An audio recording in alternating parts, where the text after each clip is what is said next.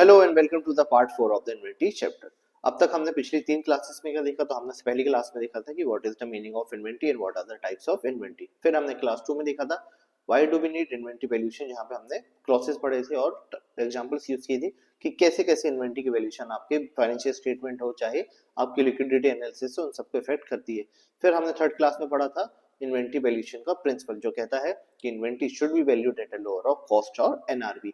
फिर हमने पढ़ा था what is cost, what is NRV. हमने फिर पूरे डिटेल में जाके देखा था कि कॉस्ट में क्या क्या इंक्लूड होता है, क्या क्या इंक्लूड नहीं होता। इसी तरह से हमने एनआरवी देखा था कि एनआरवी फिनिश्ड गुड्स के केस में क्या होती है, डब्ल्यूआईपी में क्या होती है, रॉ मटेरियल में क्या होती है, और फिर लास्ट में देखा था कि बाय प्रोडक्ट में क्या होती है। फिर लास्ट क्लास में जैसे ही क्लास खत्म हो रही थी, हमने ये भी देखा था कि inventory valuation line by line होना चाहिए, ना कि टोटल वाइज। मींस कि अगर पी क्यू आर एस आपके पास इतने सारे इन्वेंटरी है, तो आप पी में देखेंगे कि वो कॉस्ट या NRV which ever is lower, फिर क्यू के लिए अलग देखेंगे। टोटल करके total of cost and total of NRV which ever is lower नहीं देखेंगे। तो हमने पिछली 3 क्लासेस में ये पढ़ा। फिर आज से हमको पढ़ना है what is the what are the methods for determining cost of inventory. हमने वैल्यूएशन प्रिंसिपल में क्या देखा कि inventory should be valued at a lower of cost और एनआरवी। फिर अब हमको देखना है कि कॉस्ट निकालने के लिए मेथड क्या क्या है। ठीक है, चलिए तो आज से हमें ये देखना है और इसी के साथ हम प्रैक्टिकल क्वेश्चन करेंगे। तो हम एक मेथड पढ़ेंगे फिर एक प्रैक्टिकल करेंगे, एक मेथड पढ़ेंगे फिर एक प्रैक्टिकल करते चलेंगे। चलिए सबसे पहले method for determining cost of inventory. यहाँ पे आपके पास दो तरीके के मेथड्स होते हैं, एक होते हैं हिस्टोरिकल कॉस्ट मेथड, एक होते हैं नॉन हिस्टोरिकल कॉस्ट मेथड। कौन कौन से होते हैं? Historical and non historical. अब इसके अंदर सब क्लासिफिकेशन होता है।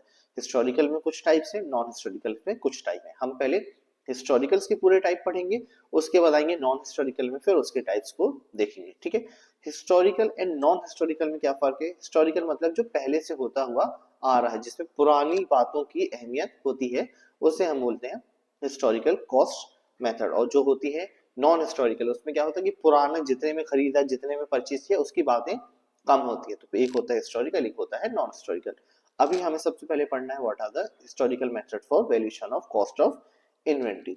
हिस्टोरिकल में आपके पास जो मेथड्स है वो है कितने? 5। कितने हैं? 5। सबसे पहले स्पेसिफिक आइडेंटिफिकेशन मेथड, फिर है फीफो, फिर है लीफो, फिर है सिंपल एवरेज, फिर है वेटेड एवरेज। आपके एग्जामिनेशन पॉइंट ऑफ व्यू से क्या इंपॉर्टेंट है? तो आपके एग्जामिनेशन पॉइंट ऑफ व्यू से फीफो, लीफो और वेटेड एवरेज सबसे ज्यादा इंपॉर्टेंट हो जाता है। किस्मत बहुत अच्छी रही, पेपर बिल्कुल आसान आया, तो सिंपल एवरेज भी पूछा जा सकता है। तो आपके लिए क्या क्या इंपॉर्टेंस है, अब मैं आपको साथ में बताना भी यहाँ से स्टार्ट कर दूंगा। ठीक है, तो चलिए आते हैं सबसे पहले हिस्टोरिकल कॉस्ट मेथड में। उसमें भी सबसे पहले स्पेसिफिक आइडेंटिफिकेशन मेथड। जैसे ही नाम से बता रहा है स्पेसिफिक आइडेंटिफिकेशन मेथड, इसका मतलब है कि आइडेंटिफाई करना है क्या क्या कॉस्ट इनकर हुई है, उसको सम अप करना है और कॉस्ट ऑफ इन्वेंटरी आपकी बन जाएगी। ठीक है, मैं आपको इसका एग्जांपल दूं उससे पहले आपको इसे रीड करना पड़ेगा। ठीक है, चलिए तो मैं फुल स्क्रीन मोड पे कर रहा हूं, आप इसको रीड करिए, देन आई विल डिस्कस कि क्या ये मेथड कहता है। ठीक है,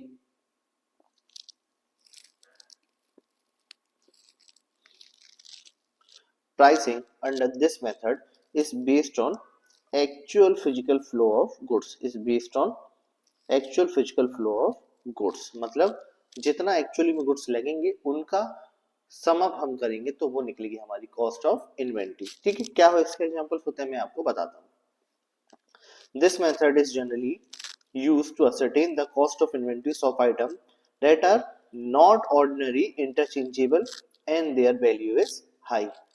किस आइटम पे हम ये मेथड लगा सकते हैं? That are not ordinary interchangeable and their value is high, like expensive medical equipment, otherwise it requires the use of FIFO. अगर ये चीज है, अगर ये केस है जहां पे मैंने क्या किया, ये चीज अंडरलाइन किया, अगर ये केस है तो हम कौन सा मेथड यूज करेंगे?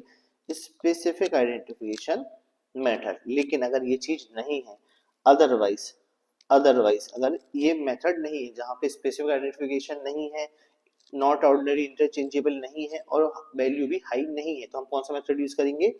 आइदर यूज फीफो और वेटेड एवरेज। ठीक है, सो अगर ये कंडीशन जो मैंने पहले हाईलाइट करी है, जिसको मैं अंडरलाइन भी कर देता हूं, अगर ये कंडीशन फुलफिल नहीं हो रही है तो हम कौन सा मेथड यूज करेंगे? फीफो और वेटेड एवरेज।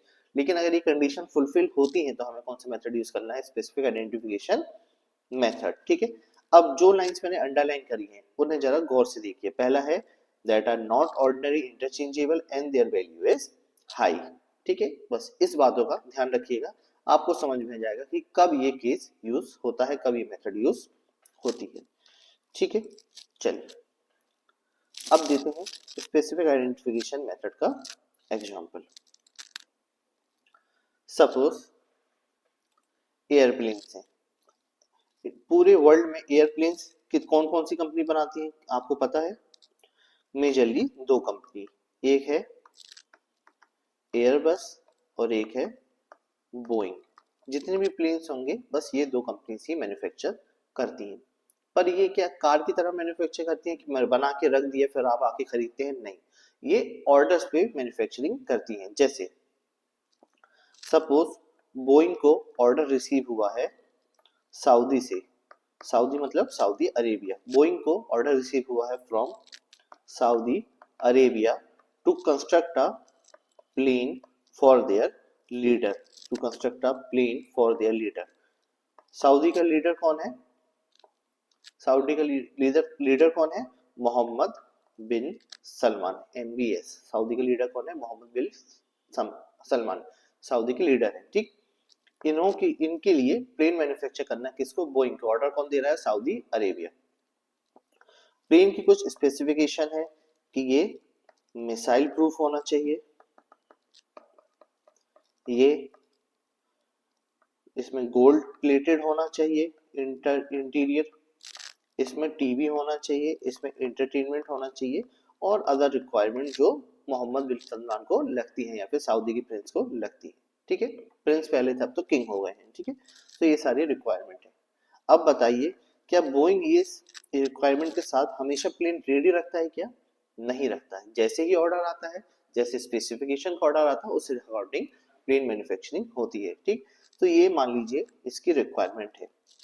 सो अब अगर बोइंग ने मैन्युफैक्चर करना स्टार्ट किया प्लेन का, तो वो उसमें क्या कॉस्ट इंक्लूड करेगा? सबसे पहले इंजन, फिर जो बॉडी की कॉस्ट होगी, देन उसमें जो डिफेंस सिस्टम लगेगा एज पर द रिक्वायरमेंट, उसकी कॉस्ट जो होगी। ठीक है, उसके बाद जो लग्जरी अफोर्ड कर लेंगे उसमें जो रिक्वायरमेंट मांगी है जैसे गोल्ड प्लेटेड सीट या फिर इंटीरियर, उसकी रिक्वायरमेंट जो होंगी, जो एंटरटेनमेंट रूम होगा, जैसे जैसे रिक्वायरमेंट होगी ये सारी एड अप होती जाएंगी इस प्लेन के मैन्युफैक्चरिंग में। और यही जितनी भी फिजिकल फ्लो ऑफ गुड्स होगा, जितना भी फिजिकल फ्लो ऑफ गुड्स होगा, वही क्या बनेगा? इनका कॉस्ट ऑफ इन्वेंट्री। वही क्या बनेगा? इनका कॉस्ट ऑफ इन्वेंट्री। क्या बोला है? कंडीशन क्या है? आइए कंडीशन देखते हैं ये कब अप्लाई करना है। ये अप्लाई करना है for the items that are not ordinary interchangeable, that are not ordinary interchangeable मतलब ordinary interchangeable नहीं है। क्या आप प्रिंस को बोल सकते हैं कि ये प्लेन के बदले आप दूसरा प्लेन ले लीजिए, हमारे पास तो सारे प्लेन एक से? नहीं बोल सकते हैं। कार के केस में आप ऐसा कर सकते हैं, क्योंकि अगर मैं कार परचेज करने जाता हूँ कि मुझे Hyundai की क्रेटा चाहिए, तो क्रेटा एक शोरूम में जो है वही होगी दूसरे शोरूम में, क्योंकि ये इंटरचेंजेबल है। ठीक, लेकिन प्लेन्स के केस में ऐसा नहीं होता, ये पहले से मैन्युफैक्चर्ड नहीं होती है, ये ऑर्डर के स्पेसिफिकेशन के हिसाब से मैन्युफैक्चरिंग होती है। ठीक है, तो क्या है? That are not interchangeable. तो क्या ये प्लेन इंटरचेंजेबल है? नहीं है। ठीक, एंड, ये कौन सा एंड है? इंग्लिश का एंड, मतलब ये प्लस कंडीशन है। हिंदी का एंड नहीं है, मतलब इंग्लिश का एंड है, मतलब हिंदी का और। ठीक है, हिंदी का और मतलब इसमें एंड के साथ, मतलब पहली कंडीशन भी फुलफिल होनी चाहिए, दूसरी कंडीशन। तो पहली कंडीशन क्या है? That are not ordinary interchangeable and their value is high, their value is high. तो प्लेन की वैल्यू तो ऑलरेडी हाई होगी, ये तो कम से कम बनेगा आपका करोड़ में। ठीक है, तो ये वैल्यू भी हाई है। तो यहाँ पे कौन सा मेथड यूज होगा? स्पेसिफिक आइडेंटिफिकेशन मेथड की, मतलब जो जो प्रोडक्ट लगेगा उस सब की कॉस्ट मिला के हम मान लेंगे कि प्लेन की कॉस्ट क्या है। ठीक है, ये मेथड यूज होती है जहां पे चीजें इंटरचेंजेबल नहीं होती हैं, वैल्यू भी हाई होती है। Same for medical equipment. कई मेडिकल इक्विपमेंट इतने महंगे होते हैं जो स्पेसिफिकेशन के हिसाब से बनते हैं, जैसे ऑपरेशन थिएटर। ऑपरेशन थिएटर बनना कुछ आसान बात नहीं होती है, हर हॉस्पिटल की रिक्वायरमेंट के हिसाब से ऑपरेशन थिएटर बनते हैं, जहाँ पे कंपनीज कॉन्ट्रैक्ट लेती हैं, फिर वो आते हैं, फ्लोरिंग देखते हैं, सीलिंग की देखते हैं रिक्वायरमेंट्स, फिर एयर वेंटिलेशन देखते हैं, देन ऑपरेशन थिएटर मेंटेन होता है। सो जैसे जैसे ये चीजें लगती जाएंगी, कॉस्ट इनकर होती जाएगी, वो क्या बन जाएगा? Cost of inventory. Same goes for the airplane. ठीक, तो airplane is the best example for specific identification method. तो पहला मेथड है कौन सा, स्पेसिफिक आइडेंटिफिकेशन मेथड। सर अब इस मेथड के कोई क्वेश्चन है कि हमारे पास, तो हमारे पास ऐसे कोई भी क्वेश्चन नहीं है, इंस्टीट्यूट के पास भी नहीं है, उन्होंने कभी पूछा भी नहीं है। लेकिन क्या हम इसको इग्नोर कर दें अगर इंस्टीट्यूट ने नहीं पूछा? तो नहीं, ऐसा नहीं करना है, क्योंकि कुछ समय से इंस्टीट्यूट ये देख रहा है कि क्या आप इग्नोर कर रहे हैं, वही वो पूछ रहा है। बिल्कुल आसान टॉपिक है। अगर मान लीजिए आपके पास क्वेश्चन आता है कि एक प्लेन मैन्युफैक्चर हो रहा है जिसमें स्पेसिफिक आइडेंटिफिकेशन ऑफ गुड्स लग रहे हैं, तो आपको बताना है कॉस्ट ऑफ इन्वेंटरी क्या है। तो जितने भी आइटम्स देंगे आप उनको टोटल कर दीजिएगा।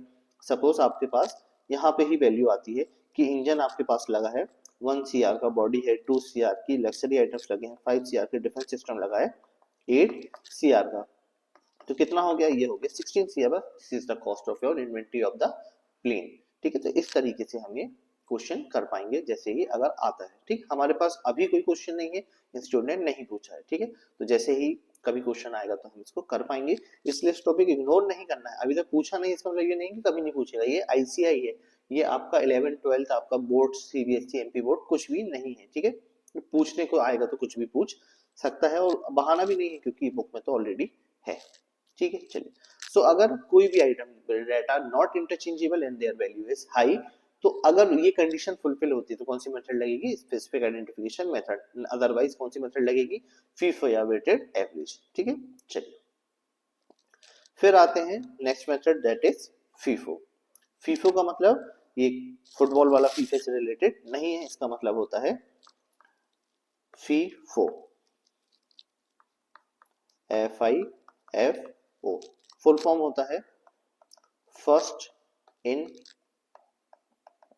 First out, first in first out. इसका मतलब क्या होता है, जो पहले आएगा वही पहले जाएगा। ठीक है, कुदरत का नियम है, जो पहले आएगा वही पहले जाएगा, फर्स्ट इन फर्स्ट आउट। क्यों होता है सर ये मेथड, तुम समझो। सपोज मैं हूं एक वेजिटेबल सेलर, मैं हूं एक वेजिटेबल सेलर, मैं अपनी दुकान ओपन रखता हूं मंडे से लेके Tuesday, Wednesday, Thursday, Friday, Saturday and Sunday. मैं 7 दिन अपनी दुकान ओपन रखता हूँ। ठीक है, रोज सामान खरीदता हूँ, रोज सब्जियां खरीदता हूँ, रोज सब्जियां बेचता हूँ। अगर मैंने मंडे को कोई सब्जी परचेज की है, अगर मैंने मंडे को कोई सब्जी परचेज की है, तो ये मंडे को सबसे ज्यादा क्या रहेगी, फ्रेश। फिर उसके बाद ट्यूसडे को ये थोड़ी कम फ्रेश बचेगी, फिर वेडनेसडे को और कम, थर्सडे को बिल्कुल कम, फ्राइडे से तो ये खराब होना स्टार्ट हो जाएगी, संडे को जाके ये बदबूदार हो जाएगी। ठीक है, तो क्या हुआ, मैंने जो सब्जियां मंडे को परचेज की हैं वो उसका आइडियल टाइम क्या है सबसे अच्छा बेचने का, मंडे, क्योंकि वो बिल्कुल फ्रेश है।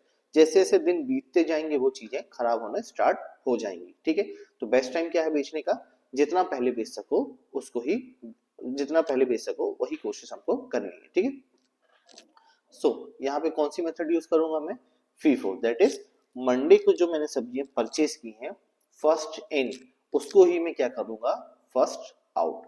ठीक है, ये मेथड यूज होती है यहाँ पे चीजें ड्यूरेबल नहीं होती है, खराब होने के चांसेस सबसे ज्यादा होते हैं। तो कौन सी मेथड यूज होती है, FIFO, first in first out, जो पहले खरीदोगे वही पहले बेच दो।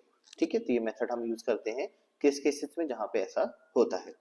तो जैसे वेजिटेबल सेलर इसका बेस्ट एग्जांपल है। और भी तरह हम यूज कर सकते हैं इसे किराना स्टोर में। किराना स्टोर में क्यों यूज करेंगे सर, समझो बेटा, किराना स्टोर बड़ी होती है। ठीक है, मान लीजिए उनको एक पार्ले जी भी परचेज करनी है, तो वो क्या एक पार्ले जी परचेज करेंगे, नहीं, वो तो एटलीस्ट 1000 पैकेट परचेज करेंगे। ठीक है, सो 1000 पैकेट की एक्सपायरी डेट जो होगी वो अलग अलग भी हो सकती है। ठीक है, तो सपोज आपने for the month of April 100 packet purchase करे, फिर मई में आपने अनदर 100 पैकेट परचेज करे, और जून में आपने another 200 packet of Parle G purchase करे। ठीक, लेकिन जो आपने अप्रैल में परचेज करे हैं उसकी एक्सपायरी हो सकती है आज से 12 महीने बाद। फिर आपने जो मई में परचेज की उसकी एक्सपायरी हो सकती है 10 महीने बाद। फिर जो आपने जून में परचेज किए हैं उसकी एक्सपायरी हो सकती है 18 महीने बाद। ठीक है, तो ये अलग अलग एक्सपायरी हो सकती है। अब मान लीजिए आप आ गए हैं दिसंबर में। ठीक, अब आप आ गए हैं दिसंबर, तो आपकी सबसे पहले प्रायोरिटी क्या होगी कि कोई अगर आपके पास आता है कस्टमर, बोलता है सर मुझे पार्ले जी दे दीजिए, तो आप क्या करेंगे, आप जून वाले पार्ले जी सबसे पहले बेचेंगे या अप्रैल वाली। आप अप्रैल वाले पॉलिसी सबसे पहले बेचेंगे। क्यों?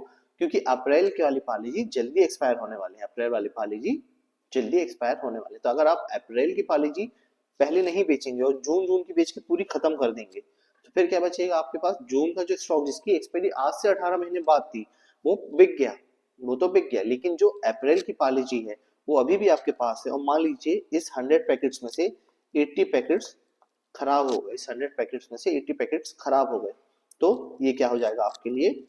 लॉस। ये क्या हो जाएगा? लॉस, क्योंकि एक्सपायर हो गया, कस्टमर आपसे खरीदेगा नहीं और आपने ऑलरेडी परचेज करके इसके पैसे दे दिए। तो आपकी पहली प्रायोरिटी क्या होगी कि you should follow FIFO, first in first out, मतलब जो सबसे पहले खरीदोगे सबसे पहले वही बेचोगे।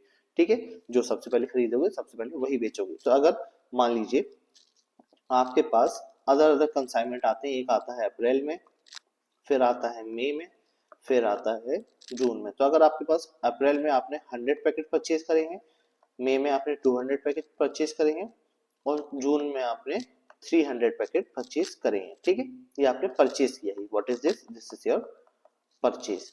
ठीक, अब मैं आता हूँ जब बिजनेस स्टार्ट हो गया मेरा, मेरे पास कस्टमर आना स्टार्ट हो गए, तो सितंबर में मेरे पास सेल आई है of rupee of suppose 120 packet, इसकी क्या आई है? सेल आई है। ठीक है, तो अब मैं क्या करूंगा? 120 पैकेट रुपए 120 पैकेट मुझे पास आया है कि मुझे ये ऑर्डर फुलफिल करना है। तो सबसे पहले मैं क्या करूंगा? फीफो मेथड यूज करूंगा। कौन सी मेथड? फीफो, जिसका फुल फॉर्म क्या है? First in first out. तो सबसे पहले मैंने कौन सा परचेज किया था? अप्रैल का 100 पैकेट। तो सबसे पहले मैं 100 पैकेट सोल्ड आउट करूंगा। कहां से? अपने अप्रैल के स्टॉक से। कहां से? अपने अप्रैल के स्टॉक से। फिर मुझे और कितने पैकेट चाहिए हैं? बैलेंस, मुझे और कितने पैकेट चाहिए बेचने के लिए? 20। तो फिर मैं कौन सी 20 यूज करूंगा? मई से आने वाली 20। इनको क्या करूंगा? जो मैंने मई में परचेज करे थे उसको मैं सेल करूंगा। तो क्या हुआ? मेरी पूरी सेल की फुलफिल कंप्लीट हो गई। ठीक है, मेरी पूरी सेल्स फुलफिल कंप्लीट हो गई। सो जो अप्रैल में मैंने 100 पैकेज परचेज किए थे वो मैंने बेच दिए, तब कितने बचे? 0। फिर मई में मैंने कितने परचेज किए थे? 200, उसमें से मैंने 20 पैकेट सोल्ड आउट कर दिए। ठीक है, तो 200 परचेज किए थे, 20 सोल्ड कर दिए, तो कितने बचे? 180। और जून में मैंने कितने परचेज किए थे? 300 पैकेट्स ऑफ पार्ले जी। जून में कितने परचेज किए थे? 300 पैकेट। तो जून में मेरे पास कितने पैकेट बचे हैं अब? 300। सो अगर मैं आपसे पूछता हूँ मेरी टोटल इन्वेंट्री क्या है, तो आप बोलेंगे 0 plus 180 plus 300, that is 480 of packets of Parle G. ठीक है, तो जब भी फीफो मेथड आएगा हमें क्या करना है? फर्स्ट इन फर्स्ट आउट, जो सबसे पहले खरीदोगे वही सबसे पहले बेचोगे। ठीक है, चलिए बहुत सिंपल है ये। एक बार रीड करेंगे टॉपिक, उसके बाद फिर क्वेश्चन करेंगे। ठीक है, चलिए टॉपिक रीड करिए, then we will go for the question.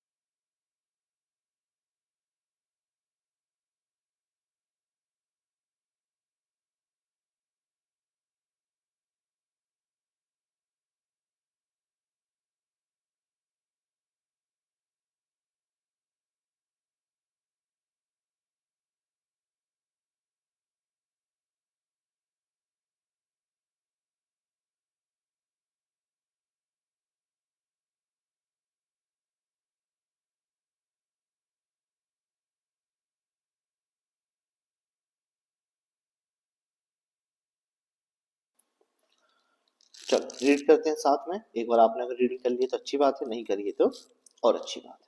ठीक है, चलो आ जाओ। क्या कह रहा है कॉन्सेप्ट कह रहा है this method is based on the assumption that cost should be charge to revenue in order which they incur, मतलब कॉस्ट जो है वो रेवेन्यू में कैसे चार्ज करना है, in the order in which they incur, मतलब सबसे पहले जो परचेज करोगे वो सबसे पहले कॉस्ट इनकर हुई, तो उस कॉस्ट को सबसे पहले चार्ज करोगे आप अपने रेवेन्यू से, उस कॉस्ट को सबसे पहले चार्ज करोगे आप अपने रेवेन्यू से। ठीक, तो कॉन्सेप्ट ये कह रहा है that is it is assumed that the issue of goods is usually from the earlier lot of hand, मतलब जो सबसे पहले आया है वही आप सबसे पहले इशू करेंगे। तो क्या बोल रहा है, the issue of goods is usually from the earliest lot of hand. The inventory of goods on hand therefore consist of the latest consignment, मतलब जो इन्वेंटरी बचेगी आपके पास वो उसमें क्या होंगे, लेटेस्ट कंसाइनमेंट होंगे। जैसे हमने बात की पिछले एग्जांपल में, जहां पे हमने क्या देखा कि आपने जब सब कुछ बेच दिया और मैंने आपसे पूछा कि इन्वेंटरी कितनी बची, मैंने आपसे पूछा कि इन्वेंटरी कितनी बची, तो आपने बताया सर 480 बची है, जिसमें से अप्रैल का कुछ भी नहीं बचा, मई का 180 यूनिट्स बचा और जून का 300 यूनिट बचा। मतलब जो आपके पास इन्वेंटरी बची भी रही है वो क्या है, लेटेस्ट कंसाइनमेंट की बच रही है। जो आपकी इन्वेंटरी बचेगी वो कहां से बचेगी, लेटेस्ट कंसाइनमेंट से। ठीक है, thus the closing inventory is valued at a price paid for such consignment, मतलब जो लास्ट की कंसाइनमेंट परचेज कराएंगे उसी वैल्यू पे आपकी क्लोजिंग स्टॉक बचेगा, बिकॉज आपने जो पहले का परचेज है वो तो बेच दिया होगा सबसे पहले, इसलिए हम उसको क्या बोलते हैं, FIFO, first in first out. The FIFO formula assume that the item of inventory which were purchased or produced first are consumed or sold first, मतलब जो सबसे पहले परचेज या लेकर आओगे उससे ही सबसे पहले कंज्यूम करोगे या सोल्ड आउट करोगे। Consequently, items remaining in the inventory at the end of the period, item remaining in the inventory at the end of the period are those most recently purchased or produced, मतलब सबसे पहले purchase या produce जो भी करोगे वही आपके पास बचेगा इन्वेंटरी में, पहले वाला तो सब कुछ बिक जाएगा।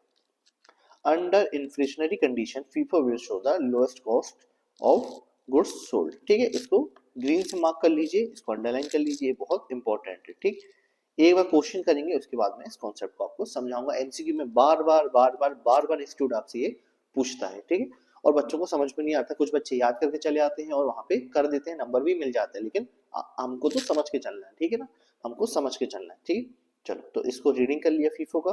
बेटा फीफो कहीं लिखने नहीं आएगा, आपसे इंस्टीट्यूट ये नहीं बोल रहा है कि बेटा याद करके आओ फीफो में क्या लाइन है, कॉन्सेप्ट बुक्स में क्या लाइन लिखी है, ऐसा कुछ नहीं होने वाला है। ये प्रैक्टिकल चैप्टर प्रैक्टिकल ही बात करेगी इंस्टीट्यूट आपसे। ठीक है, चलो आते हैं मॉड्यूल पे, देखते हैं फीफो का क्वेश्चन। आपके पास मॉड्यूल है तो मॉड्यूल ओपन कर लीजिए, और नहीं है तो उठ के ले आइए जहां भी है मॉड्यूल, और अगर आपके पास अभी तक मॉड्यूल आई ही नहीं है तब फिर आप इस वीडियो पे रुके रहिए, मैं आपको क्वेश्चन दिखा दूंगा। ठीक है, चलिए इलस्ट्रेशन नंबर 2 रीड करते हैं।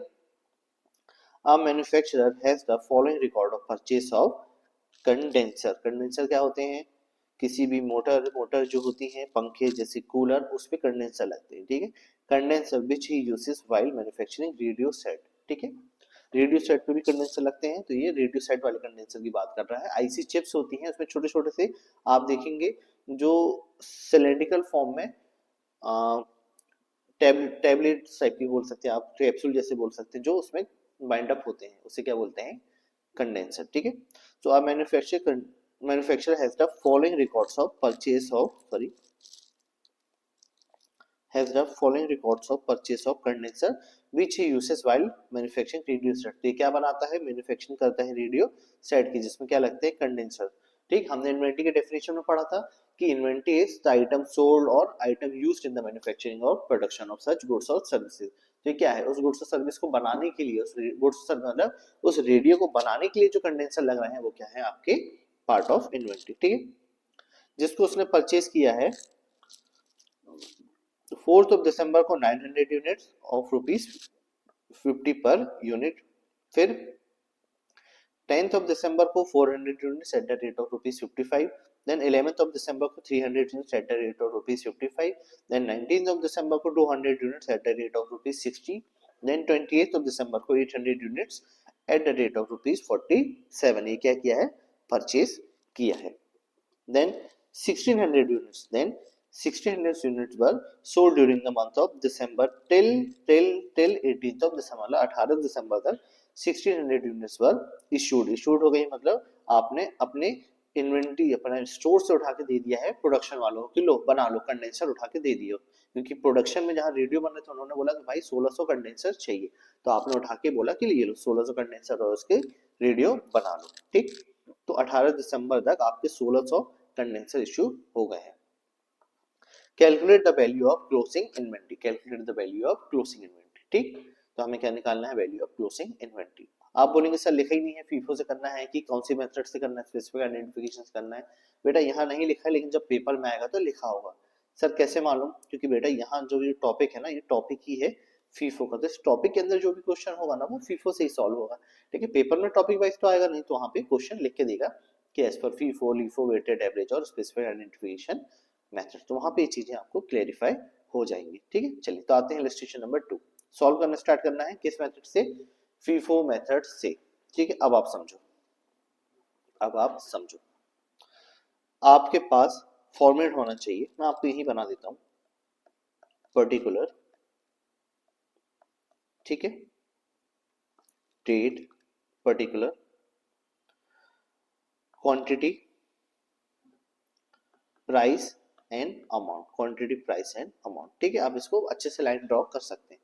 सबसे पहले 4th ऑफ दिसंबर, सबसे पहले 4th ऑफ दिसंबर आपने क्या किया, परचेस, आपने क्या किया, परचेस, कितनी यूनिट, 900 यूनिट्स, कितने रुपए प्राइस पे, 50 रुपीज पर यूनिट। ठीक है, आपने 900 यूनिट परचेस करी है, direct rupees 50, so total amount क्या हो गया, 900 multiplied by 50, that comes to rupees 450, मतलब 45,000। ठीक, देन आपने क्या परचेस किया, 10th ऑफ दिसंबर को परचेस किया, क्या किया आपने, परचेस, यहाँ क्या लिखेंगे पर्टिकुलर्स में, परचेस, कितने यूनिट परचेस किए हैं, तो आप बोलेंगे सर 400 यूनिट्स और परचेज करेंगे at the rate of rupees 55, यही लिखा है ना 55, so 400 multiplied by 55, that comes to 22,000। Okay, then 11th of December, then comes 11th of December, जहां पे आपने फिर क्या किया है, परचेज किया है, कितनी units, 300 eight the rate of rupees 55, so 300 multiplied by 55, that comes to 16,500, that comes to 16,500।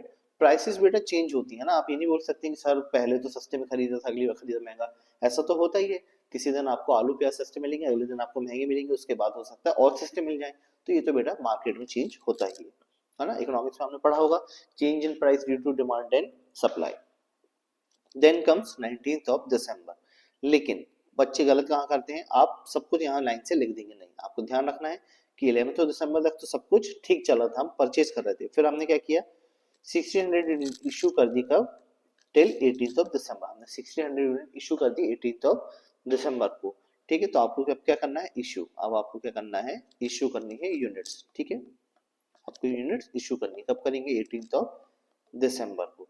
अब यूनिट इशू कर रहे हैं मतलब दे रहे हैं, है ना, अभी तक तो परचेज कर रहे थे तो आ रहा था, अब देंगे, और किस मेथड से देना है, फीफो, किस मेथड से देना है, फीफो। ठीक है, तो आप जैसे यूनिट इशू करने स्टार्ट करेंगे तो 1600 है, तो सबसे पहले क्या जाएगा, जो सबसे पहले परचेज किया था, सबसे पहले क्या जाएगा, जो सबसे पहले परचेज किया था, तो कौन सी जाएगी, 900 यूनिट। ठीक है, तो 1600 में से 900 चलेगी eight the rate of rupees 50, eight the rate of rupees 50, है ना, ध्यान रखिएगा बेटा ये 50 के हिसाब से ही जाएगा, है ना, यूनिट भी और उसका प्राइस भी, so 900 multiplied by 50, that comes to rupees 45,000, that comes to rupees 45,000, तो इतना यूनिट आपकी चलेगी। देन 18 दिसंबर को आपने कितनी यूनिट इशू करी है, 1600, तो अभी आपने इशू की 900, कब से, 4 दिसंबर वाले से, अब कितनी यूनिट और इशू करनी बाकी है आपके पास, 700, तो अब हम इशू करेंगे और यूनिट कितनी, 700, तो 400 यूनिट इशू कर देंगे हम इस परचेज से, कौन सी, 10th ऑफ दिसंबर वाले से, तो 400 यूनिट इशू करी at the rate of rupees 55, that comes to 400 multiplied by 55, total is 22,000। ठीक है, सो अब हमने 700 में से 400 भी इशू कर दी, बची कितनी, 300 यूनिट, वो हम कहाँ से इशू करेंगे, 11th ऑफ दिसंबर से, वो हम कहाँ से इशू करेंगे, 11th ऑफ दिसंबर से। ठीक, सो 300 यूनिट यहाँ से इशू करेंगे at the rate of rupees 55, that total will be 300 multiplied by 55, that comes to 16,500, that comes to 16,500। ठीक है, तो आपने 1600 पूरी यूनिट इशू कर दी, कैसे, 900 प्लस 400 इज 1300 प्लस 300 इज 1600, तो हमने सारी यूनिट इशू कर दी, ठीक है, तो हमने इतनी यूनिट इशू कर दी।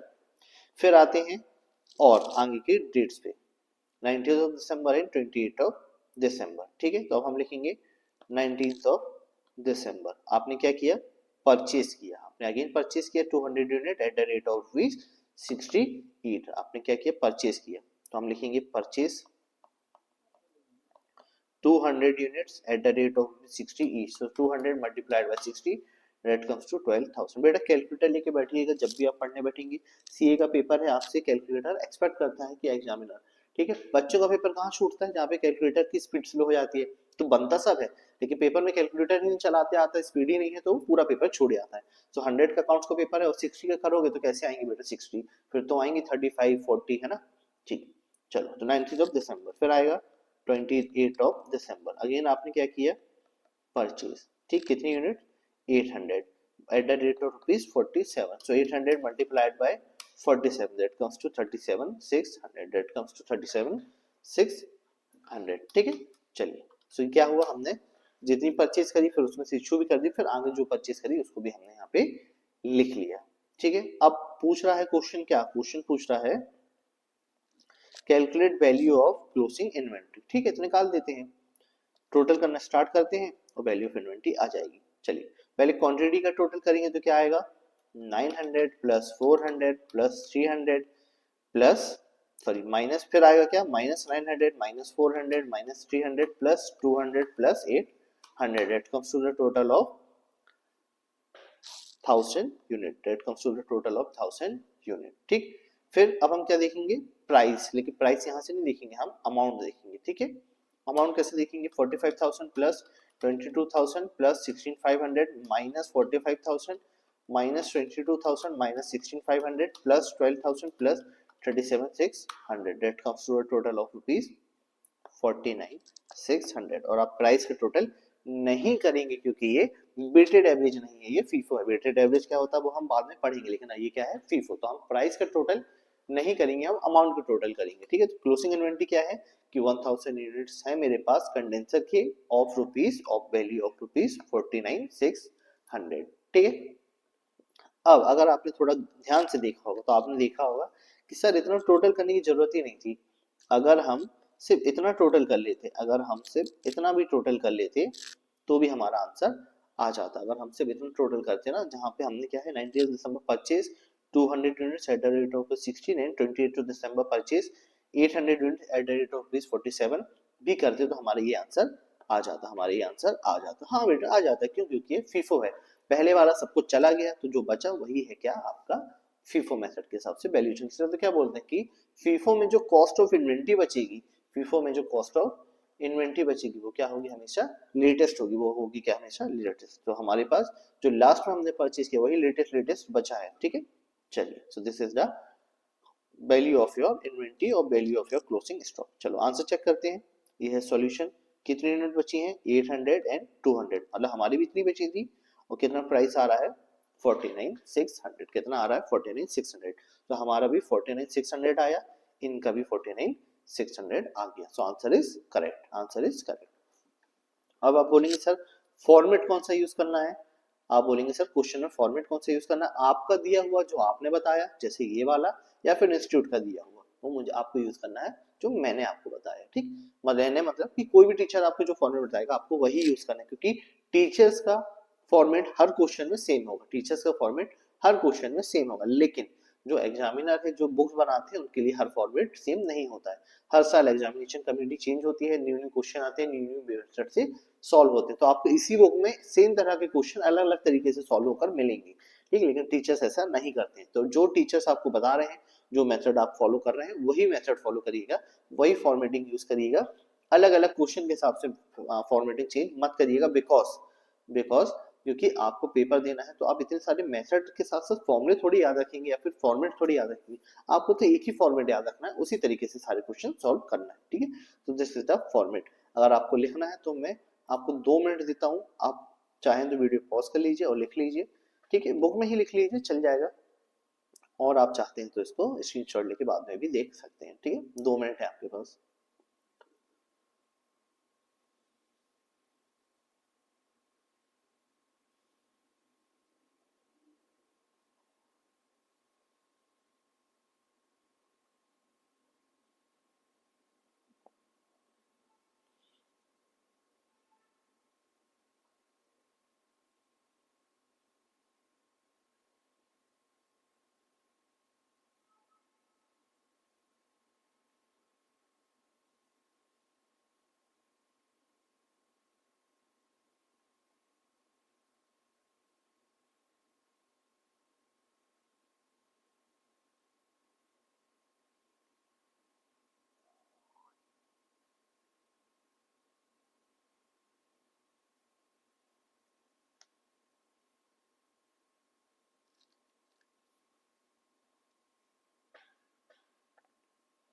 ठीक है, आई होप आपने देख लिया। चलिए अब आते हैं नेक्स्ट मेथड पे, which is simple specific identification हो गया, फीफो हो गया। अब आते हैं फीफो का भाई, मतलब उल्टा भाई है ना, जैसा फीफो बोलता है बिल्कुल उल्टा चलता है, इसका नाम है लीफो, इसका नाम है लीफो। सर क्या होता है LIFO?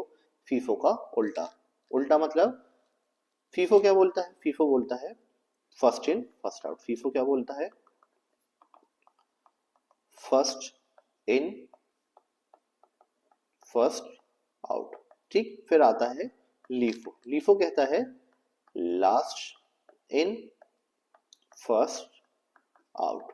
Last in first out मतलब जो आपने आखिर में खरीदा वो सबसे पहले बेच दो, और जो पहले का खरीदा उसको सबसे आखिरी में बेचेंगे। ठीक है, this is FIFO, this is FIFO, है ना। अगर आपने दिस इज लीफो, अगर आपने फीफो समझ लिया तो लीफो समझना बिल्कुल भी कठिन नहीं होगा, क्योंकि वो बिल्कुल उल्टा है। जो पहले खरीदोगे उसको आखिरी में बेचोगे, जो बिल्कुल आखिरी में खरीदोगे उसको बिल्कुल पहले बेच दोगे। This is LIFO. ठीक है, अब समझो, जैसे first of April, second of April and third of April. ठीक है, मैंने यहाँ पे परचेज किया फर्स्ट ऑफ अप्रैल को 100 unit quantity of unit, then second of April को 150 और थर्ड ऑफ अप्रैल को 80 यूनिट्स मैंने यहाँ पे परचेज की है। ठीक है, प्राइस क्या है? तो फर्स्ट अप्रैल को जो आपने परचेज किया उसकी प्राइस आपको पड़ी 20 रुपीज पर यूनिट, फिर आपको पड़ी 30 रुपीज पर यूनिट, फिर आपको पड़ी 22 रुपीज पर यूनिट। ठीक, अब मेरे पास 5th ऑफ अप्रैल को क्या आया है? सेल आई है। मुझे 1st ऑफ अप्रैल को क्या आई है? सेल। ये सब क्या है मेरे पास? परचेस। ये सब क्या है मेरे लिए? परचेज। अब मेरे पास 5th अप्रैल को ऑर्डर आया है सेल करने का। ठीक है, तो मेरे पास ऑर्डर आया है ऑफ रुपी ऑफ कितनी यूनिट? मान लेते हैं 100 यूनिट का। मेरे पास कितने का ऑर्डर आया? 100 यूनिट का। तो सबसे पहले मैं क्या करूंगा? लीफो मेथड यूज करूंगा। ठीक, लीफो मेथड यूज करूंगा मतलब लास्ट इन फर्स्ट आउट। सबसे आखिर में जो परचेज किया उसको सबसे पहले दूंगा। तो सबसे आखिर में कौन सा परचेज किया है? 3rd ऑफ अप्रैल को 80 यूनिट्स। तो सबसे पहले मैं 80 यूनिट्स इशू करूंगा एट द रेट ऑफ 22। मैं क्या करूंगा? 80 यूनिट इशू करूंगा eight the rate of ₹22 per unit. उसके बाद मुझे और 20 यूनिट चाहिए, क्योंकि 100 देना है, 20 मैंने दे दिया सबसे आखिर वाले से, तो मुझे 20 और देना। तो अब मैं क्या करूंगा? यहाँ से इशू करूंगा 20 यूनिट, क्योंकि लास्ट इन फर्स्ट आउट है ना। सो 150 में से मैं फिर ले लूंगा 20 unit eight the rate of 30, eight the rate of 30। ठीक, ये यूनिट में इशू कर दूंगा। तो ये मेरे पास क्या हो गया? इतनी यूनिट इशू हो गई। अब मेरे पास अगर मैं आपसे बोलता हूँ बैलेंस क्या बचा, है ना, अगर ये सब इशू हो गई तो अब मैं आपसे बोलता हूँ मेरे पास बैलेंस क्या बचा। सो 80 यूनिट्स तो पूरी बिक गई, तो ये मेरे पास बची क्या? नहीं बची। फिर इसमें से 20 यूनिट्स बिक गई। ठीक है, सो मेरे पास 120 यूनिट्स बची हैं एट द रेट ऑफ ₹30, है ना। ये जो 150 परचेज की थी किस प्राइस पे करी थी? 30 रुपीज से, जिसमें से 20 यूनिट्स चली गई। तो मेरे पास कितनी यूनिट बची हैं? 130, सॉरी कितनी यूनिट बची हैं? 130। फिर मेरे पास जो अप्रैल का था, जो सबसे पहले मैंने परचेज किया, सबसे पहले 100 यूनिट्स, वो पूरी की पूरी बची, क्योंकि मैं लीफो मेथड यूज कर रहा हूँ जो लास्ट इन फर्स्ट आउट है।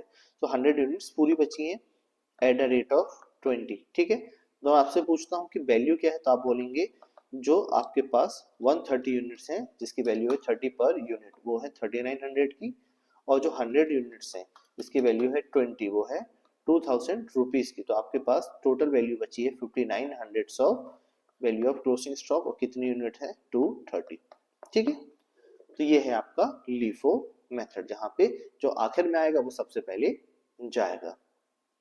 ठीक है, अब आप बोलेंगे सर ऐसा क्यों होता है? ऐसा क्यों होता है कि जो आप आखिर में परचेज कर रहे हो उसको सबसे पहले सेल कर रहे हैं, है ना, क्योंकि ये तो गलत है। ऐसे तो फिर जो पहले परचेज किया वो तो कभी बिकेगा ही नहीं, और वो चीजें खराब हो जाएंगी। तो नहीं बेटा, जो चीजें खराब नहीं होती है ना वहां पे ये मेथड यूज होता है। जैसे हमने बात की थी वेजिटेबल सेलर, किराना स्टोर और बिस्किट पार्ले जी, जहाँ पे चीजें खराब होने के चांसेस होते हैं, तो वहां पे हम फीफो यूज करते हैं। लेकिन जहाँ पे चीजें खराब ही नहीं होती है वहां पे हम कौन सा मेथड यूज करेंगे? लीफो। तो सर कहाँ पे यूज करेंगे? तो बेटा इसको यूज करते हैं जहाँ पे जैसे गोल्ड है ना, जैसे सोनार है, ज्वेलर्स हैं। तो पहले तो गोल्ड उन्होंने जो परचेज किया होगा तो वो तो सस्ते में किया होगा, क्योंकि गोल्ड के प्राइस तो बढ़ता है, गोल्ड का प्राइस तो बढ़ता है, इन्फ्लेशन के साथ साथ बढ़ता है। तो मान लीजिए किसी ने 2 साल पहले गोल्ड परचेज किया है और आज परचेज किया है, और आज उसके पास ऑर्डर आया है, आज उसके पास ऑर्डर आया है, तो उसकी कोशिश क्या रहेगी कि वो आज जो गोल्ड परचेज किया ना इसको बेच दे, क्योंकि पुराना वाला तो सस्ते में परचेज किया, वो तो रखा ही हुआ है। गोल्ड कभी खराब होता है क्या? नहीं, गोल्ड तो हमारे घरों में 50 सालों से रखा है, वो कभी खराब नहीं होता। तो हम क्या करते हैं कि जो बार बार जो पहले का खरीदा हुआ है अगर रख सकते हैं तो उसको रखे रहने देंगे, और जो लेटेस्ट परचेज होगी उसको हम बेच देंगे, उसको हम बेच देंगे। ठीक है, तो दिस इज लीफो। बहुत ज्यादा यूज नहीं होता है, इनकम टैक्स कंपनी सेक्टर को अलाउ नहीं करते इंटरनेशनल स्टैंडर्ड में। जैसे एसीसी भी पढ़ाता हूँ मैं, तो एसीसी में तो लीफो ही नहीं पढ़ाते हैं, वो लोग पढ़ाते ही नहीं है लीफो, क्योंकि वो बोलते हैं लीफो कोई मेथड ही नहीं है। लेकिन हमारे सीए इंस्टीट्यूट में क्या है कि सब कुछ पढ़ाना पड़ता है, तो लीफो भी एक मेथड होती है। ठीक है, जो कहीं यूज नहीं होती है, सबसे बुरी मेथड मानी जाती है, लेकिन पढ़ाने के हिसाब से तो पढ़ना पड़ता है। ठीक है, चलो सो आते हैं लीफो पे। रीड करो what is LIFO, what is LIFO. ठीक है, फुल स्क्रीन पे कर रहा हूँ, जल्दी से रीड करेंगे फिर आगे बढ़ेंगे।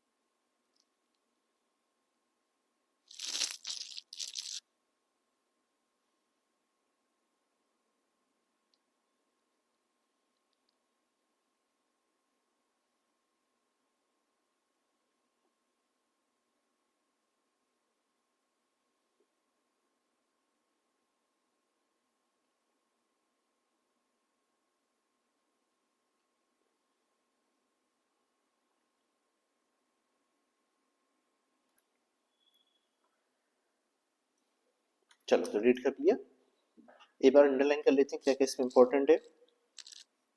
LIFO method is based on the principle of matching current cost with the current revenue as cost of recently purchased or produced goods are charged to cost against each sale, है ना। FIFO में क्या पढ़ा था कि जो पहले आपकी रेवेन्यू होगी उस पर सबसे पुरानी कॉस्ट चार्ज होती है, इस पे क्या होता है करंट रेवेन्यू पे करंट कॉस्ट चार्ज होती है। मतलब आज जो हम सेल करेंगे उसमें सबसे पहले वो चीजें कॉस्ट एडजस्ट करेंगी जो सबसे लास्ट में इनकर करेंगे, है ना, इसलिए इसको क्या बोलते हैं LIFO. The cost of goods sold under these methods represent the cost of recent purchases, resulting that there is a better matching of current cost with the current sale, है ना। जो recent purchase किया वही सबसे पहले बेचोगे तो current cost और current sale आसपास की होंगी। LIFO method is based on the principle of matching current cost with the current revenue as cost of recently purchased or produced goods are charged to cost against each sale। मतलब वही बातें हैं, बस घुमा फिरा के रिपीट कर दी हैं। ठीक है, चलो तो इतना सा है। सर क्या ये याद करना है? कुछ नहीं याद करना है बेटा, जहां पे मैं बोलूंगा वहां पे याद करना है, सर उतना ही याद करना, उसके अलावा कुछ भी याद करने की जरूरत नहीं है। ठीक है, चलो आते हैं आगे चलते हैं। एक क्वेश्चन है लीफो का, ठीक है, उसको करना है। पेपर में आता है क्या? सर अभी तक तो नहीं आया है, मतलब बहुत समय से नहीं आया, कभी तो आया होगा, लेकिन पढ़ लो। ठीक है, चलो आते हैं। In the previous example, assume that the following issue were made during the month of December। मतलब क्या बोल रहा है, पिछले एग्जांपल पे जाओ और देखो कि इतना अगर हम इशू किया होता तो फीफो के हिसाब लीफो के हिसाब से क्या वैल्यू ऑफ गुडविल आती, है ना। तो चलो आते हैं, सबसे पहले देखते हैं पिछला क्वेश्चन। तो इसमें क्या होता है ना, एक तो ये आधा क्वेश्चन वहां का है, आधा यहाँ का, तो हमको रेफर करना पड़ेगा। ठीक है, तो इसको हम एक जगह लिख भी सकते हैं। सबसे पहले हम क्या करते हैं, लिख लेते हैं कहीं पे। ठीक है, कहाँ लिखते हैं, यहाँ लिख लेते हैं। 4 दिसंबर को कितनी यूनिट परचेज की है? 900। ठीक है, एक बार जल्दी जल्दी लिख लेते हैं। कितने रुपए की? 50 रुपीज की। ठीक है, फिर आपने और क्या परचेज किया है? 10 दिसंबर को 400 यूनिट 55 की। 10 दिसंबर को 400 यूनिट 55 की। ठीक है, और देख लेते हैं क्या बोल रहा है क्वेश्चन। देन 11 दिसंबर को 355 की। 11 दिसंबर को 355 की। देन आपने और क्या परचेज किया है? आपने परचेज किया 19 दिसंबर को 216 की। 19 दिसंबर को 200 यूनिट 60 रुपीज की। फिर आपने और क्या परचेज किया है, आ जाओ, आपने परचेज किया 28 दिसंबर को 847 की, 28 दिसंबर को 800 यूनिट 47 की, ठीक है। तो आपने ये सारी परचेज यहाँ पे लिख ली। चलो अब इशू के बारे में यहाँ पे इलस्ट्रेशन नंबर 3 बोल रहा है, क्या बोल रहा है, 500 यूनिट इशू करी है 5 और 5 दिसंबर को, ठीक है, 500 यूनिट इशू करी। मैं इशू को लिख देता हूँ रेड से, ठीक है। 5 दिसंबर को 500 यूनिट, फिर 20 दिसंबर को 600 यूनिट, यहाँ लिख देता हूँ 20 दिसंबर को 600 यूनिट, फिर 29 दिसंबर को 500 यूनिट, 29 दिसंबर को कितना है, सॉरी 500 यूनिट, ठीक है। चलो, तो ये हो गया आपका परचेस, ये हो गया आपका इशू। अब हम इसको यहाँ से सॉल्व करना स्टार्ट कर सकते हैं, ठीक है। चलो आ जाओ आ जाओ आ जाओ, फॉर्मेट वही रखेंगे जो अभी तक हमने पहले पढ़ा था, ठीक है, फॉर्मेट वही रखेंगे। चलो आते हैं सॉल्व करने में। सबसे पहले क्या लिखेंगे, date, particular, quantity, price, then amount, ठीक है। यही सिंपल सा फॉर्मेट। सबसे पहले आ जाओ, कौन सी डेट है, 4 दिसंबर ना। अब हमको डेट के हिसाब से देखना है, तो हमको यहाँ की डेट्स भी देखनी पड़ेगी इस परचेज की, और यहाँ की डेट भी देखनी पड़ेगी इशू की, ठीक है। तो हमको यहाँ से चलना पड़ेगा। चलो आ जाओ, परचेज या रिसिप्ट, ठीक है। परचेज भी बोल सकते हो, रिसिप्ट भी बोल सकते हो, उसमें बुराई नहीं है ना। आप परचेज भी बोल सकते हो, रिसिप्ट भी बोल सकते हो, मतलब परचेज किया या रिसिप्ट हुआ, आपका गुड्स इनफ्लो हुए, अंदर आए, फिर जैसे ही आप इशू करेंगे तो क्या होता है, गुड्स चलेंगे, ठीक है। तो हम कुछ भी वर्ड बोल सकते हैं। फुल स्क्रीन कर रहा हूँ जिसको आपको अच्छे से दिखे। चलो 4 दिसंबर, कितनी यूनिट आपने परचेज करी है, रिसिप्ट करी, मैं लिख देता हूँ रिसिप्ट, ठीक है। रिसिप्ट कितने करी, 900 यूनिट्स ऑफ ₹50, कितना हो गया 45,000। फिर कौन सी डेट है आपके पास, 4 दिसंबर के बाद 10 दिसंबर नहीं, आपको देखना है यहाँ की डेट भी साथ साथ। अब कौन सी डेट है आपके पास, 5 दिसंबर, ठीक है। तो आ जाओ, इशू करेंगे 5 दिसंबर में, लाल से लिख दे रहा हूँ ताकि आपको अच्छे से अंडरस्टैंडिंग हो जाए।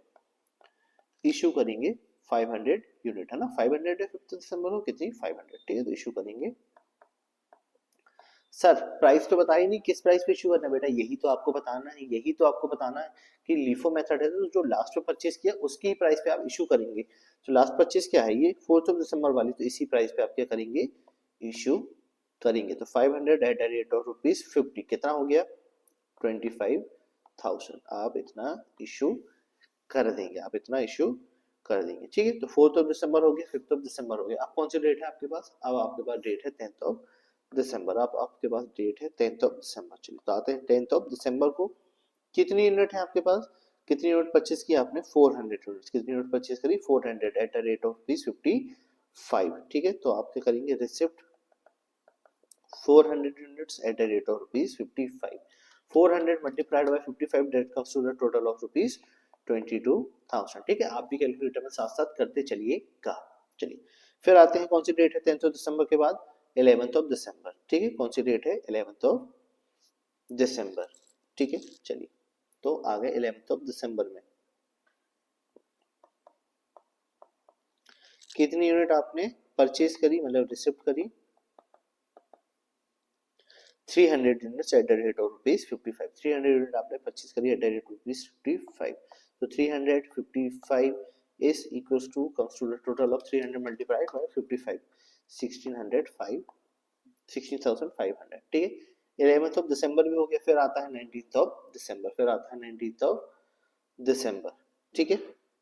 कितनी यूनिट परचेज की है आपने, अगेन अभी तक कुछ भी इशू नहीं किया ना, क्योंकि इशू 20 दिसंबर को हो रहा है, अभी तक कोई इशू नहीं है। 19 दिसंबर को आपने फिर परचेज किया, रिसिप्ट आया कितने की, 200 यूनिट की at the rate of ₹60। So 200 multiplied by 60 comes to total of 12,000, comes to total of 12,000, ठीक है। चलिए फिर आते हैं डेट्स पे। अब आपने इशू किया है, कब किया है, 20 दिसंबर को, ना, कब किया है 20, दो गलती से 200 हो गया था, 20 दिसंबर को आप इशू करना, तो 19 दिसंबर के अलावा आप क्या करेंगे, इशू करेंगे। So 20 December date comes to the issue, कितनी यूनिट इशू करेंगे, 600, कितनी यूनिट है 600, ठीक। अब आप समझिएगा 600 यूनिट इशू करनी है, तो आप सीधे यहाँ पे ऐसा 600 लिख देंगे तो बेटा गलत हो जाएगा ना। आपको क्या करना है, लीफो मेथड यूज करना है, आपको क्या करना है, लीफो मेथड यूज करना, मतलब जो सबसे आखिर में खरीदोगे उसको सबसे पहले इशू करोगे, फिर उसके ऊपर जो परचेज किया होगा उसको इशू करोगे, फिर उसके ऊपर जो परचेज किया होगा उसको इशू करोगे। इस तरीके से आप क्वेश्चन को सॉल्व करोगे। ठीक है, तो हम सबसे पहले क्या करना है, 600 यूनिट इशू करनी है। तो हम एकदम से 600 नहीं लिखेंगे, हम क्या करेंगे, देखेंगे कि लास्ट जो परचेज है उसमें से 600 कैसे निकलेगी। तो लास्ट परचेज है 200 यूनिट्स की, तो हम क्या करेंगे, पहले ये 200 यूनिट्स को निकालेंगे। किस पे परचेज की है, 60 रुपीज पर यूनिट पे। तो हम 200 और 60 की प्राइस से इसको सबसे पहले इशू करेंगे। ठीक, तो 200 multiplied by 60 comes to total of 12,000। Minus में लिखेंगे ब्रैकेट में, क्यों, क्योंकि इशू हो रहा है। ठीक है, तो 600 में से 200 इशू हो गया, तो बचा कितना, 400। बचा कितना, 400। फिर हम देखेंगे कि इसके ऊपर क्या है, तो इसके ऊपर है कि आपने 300 यूनिट परचेज की थी, क्योंकि नीचे की 200 तो खत्म हो गई। तो अब इसके ऊपर आके गुड्स लेने हम आएंगे कि चलो तुम भी दो, तुम भी इशू करो। तो हम बोलेंगे कि 300 यूनिट्स यहाँ से पूरी की पूरी हमने ले ली। किस रुपए में, 55 रुपीज में। So 300 multiplied by 55 comes to the total of 16,500। हमने इसको भी क्या कर दिया, इशू कर दिया। हमने इसको भी क्या कर दिया, इशू कर दिया। तो अब कितना था, 600 यूनिट इशू करनी थी, तो 600 में से 200 किए तो कितना बचा, 400। 400 में से हमने 300 यूनिट और इशू कर दी, तो कितना बचा, 100 की। अभी 100 यूनिट और इशू करना आपको बाकी है। तो हम आएंगे 100 यूनिट्स के लिए इसके ऊपर वाले के पास, मतलब उसके लेटेस्ट है ना, मतलब 300 भी खत्म हो गया, उससे जो लेटेस्ट है वो है 400। तो यहाँ से आएंगे हम 100 यूनिट्स लेने के लिए। तो 100 यूनिट्स हमने यहाँ से ली, again at the rate of ₹55। तो comes to the total of 100 multiplied by 55। बेटा हर बार कैलकुलेटर ही यूज करिएगा, कई बार आप आंसर मन से निकाल लोगे है ना, क्योंकि आसान कैलकुलेशन की 100 मल्टीप्लाइड बाय 55, 5500। लेकिन कई बार क्या होगा ना, ऐसी गलती आप कर बैठोगे कि आपको आखिरी तक पता नहीं चलेगा कि आपने गलती कहाँ कर दी। तो हमेशा कैलकुलेटर का यूज करो, जब अलाउड है तो यूज करना ही करना है। और छोटी छोटी चीजों में यूज करोगे ना तो क्या होगा, प्रैक्टिस हो जाएगी। नहीं तो ऐसा नहीं है ना कि एक दिन बैठ के कैलकुलेटर ही चलाओगे प्रैक्टिस करने के लिए, नहीं, साथ साथ जो प्रैक्टिस होगी वही प्रैक्टिस मायने रखती है। ठीक है, चलो तो क्या हो गया, 20 दिसंबर को हमने पूरी 600 यूनिट इशू कर दी। ठीक, चलो अब आते हैं नेक्स्ट वीक पे। 20 दिसंबर हो गया, उसके बाद कौन सी डेट आई, 28 दिसंबर। कौन सी डेट है, 28 दिसंबर। ठीक है, चलो फुल स्क्रीन कर देता हूँ वापस से। 28 दिसंबर को अगर हम आते हैं तो हम देखते हैं कि कितनी यूनिट इशू करनी है, 800। ठीक है, चलो एक परचेज करनी है 28 दिसंबर को, रिसिप्ट करनी है कितनी unit, 800 at the rate of ₹47। ठीक है, तो चलो 800 at the rate of ₹47, total will be 800 multiplied by 47 comes to the 37,600। ठीक है, चलो देन एक सेकंड, ठीक, चलिए तो 29 दिसंबर को कितनी यूनिट इशू करनी है, 500। ठीक है, 500। अब आप आते हैं, चलिए यहाँ पे 29 दिसंबर इशू करना है 500 यूनिट। मेथड कौन सा फॉलो हो रहा है बेटा, लीफो। ठीक है, तो अभी तक हमने यहाँ तक तो सब खत्म कर दिया है ना, 400 में से अब कितनी बची आपके पास, सिर्फ 300। लेकिन अब क्या है, मेथड लीफो। तो अब फिर से कुछ परचेज कर लिया है ना, तो लेटेस्ट परचेज मेरे लिए क्या हो गई, ये 800 यूनिट। तो अब मैं क्या करूंगा, इशू जो करूंगा इन्हीं यूनिट्स में से करूंगा। तो मुझे इशू करना है 500 of units at the rate of ₹47, है ना, यही 47 की वैल्यू पे मैं इशू करूंगा। तो 800 multiplied by 47 this comes to the total of, sorry 500 multiplied by 47 this comes to the total of 23,500, 23,500। ठीक, तो ये क्या हुआ, हमने 29 दिसंबर को भी इशू कर दिया, हमने 29 दिसंबर वाला भी इशू कर दिया। तो हमने सारे कंप्लाइंस कर दिए, जितने परचेज किए जितने सेल किए हमने सबको रिकॉर्ड कर लिया। ठीक, अब करना है वैल्यू ऑफ इन्वेंट्री कैलकुलेट। सब कुछ हो गया, तो चलो टोटल करते हैं। ब्लू पेन से करेंगे, अंडरलाइन कर देता हूँ रेड से। ठीक, चलो यूनिट्स पे आते हैं। तो सबसे पहले क्या है, प्लस माइनस करना है, बिल्कुल simple. 900 minus 500 plus 400 plus 300 plus 200 minus 200 minus 300 minus 100 plus 800 minus 500। So total units will be 1000। total unit will be 1000। ठीक, अब आते हैं अमाउंट पे। 45,000 plus 45,000 minus 25,000 plus 22,000 minus 16,500 plus 12,000 minus 12,000 minus 16,500 minus 5,500 plus 37,600 minus 23,500, total will be 17,600। total is 17,600।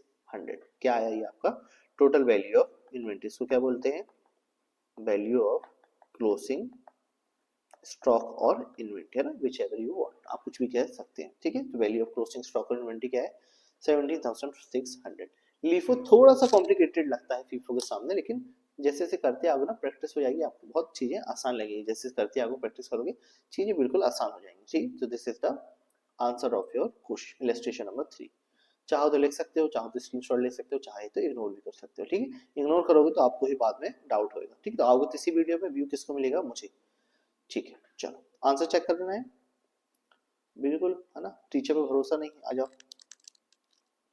कहाँ है, ये है आपका इलस्ट्रेशन नंबर 3।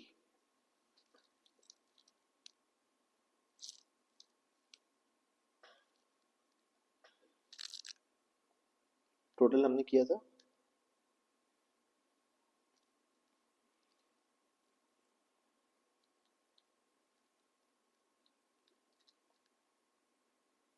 50,600, ठीक है। टोटल लेवल चेक कर लें क्या,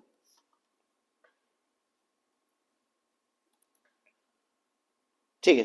कैलकुलेशन मिस्टेक थी, 5600 ही आ रहा है ये भी, ठीक है। एक वैल्यू ऊपर से माइनस होनी रह गई, ठीक है। चलो तो आप भी करोगे तो इतना ही आएगा 50,600। मॉड्यूल में भी कितना आ रहा है, 1 मिनट, 50,600, ठीक है। तो आंसर कितना है, 50,600, ठीक है। चलिए, तो हमने कौन कौन सी मेथड देख ली, हमने लीफो देख लिया, उसके पहले फीफो देखा, उसके पहले स्पेसिफिक आइडेंटिफिकेशन मेथड भी देख लिया। तो हमने 3 मेजर मेथड देख लिए हैं किसके, non historical method of cost of inventory की, ठीक है।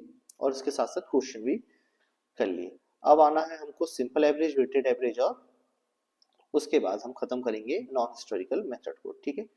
लेकिन आई गेस 1 घंटे की क्लास ऑलरेडी हो चुकी है, तो मैं इस क्लास को यहाँ पे एंड करूंगा, फिर नेक्स्ट क्लास में हम उस मेथड को डिस्कस करेंगे। आप चाहो तो बेटा इस क्वेश्चन पे फिर से एक बार खुद से सॉल्व करके देखिएगा, आपको बहुत अच्छे से समझ में आ जाएगा। एक खुद की क्लैरिटी जो होती है ना, वो सबसे बेस्ट होती है। चलो, तो हमने स्पेसिफिक आइडेंटिफिकेशन मेथड देख लिया, ये हो गया हमारा, फीफो हो गया, लीफो हो गया, ये दोनों बचे हैं। ये तो बहुत छोटू सा है, ये भी छोटू है लेकिन थोड़ा सा मोटू है। उसके बाद हम करेंगे ये दोनों मेथड, फिर उसके बाद हम खत्म कर देंगे इस चैप्टर को, ठीक है। चलो, क्वेश्चन बहुत सारे करने हैं, क्योंकि इसमें क्वेश्चन बहुत अच्छे हैं, लॉजिकल हैं और दिमाग को हिलाने वाले हैं, ठीक है। तो चलो मिलते हैं नेक्स्ट क्लास में, बाय बाय।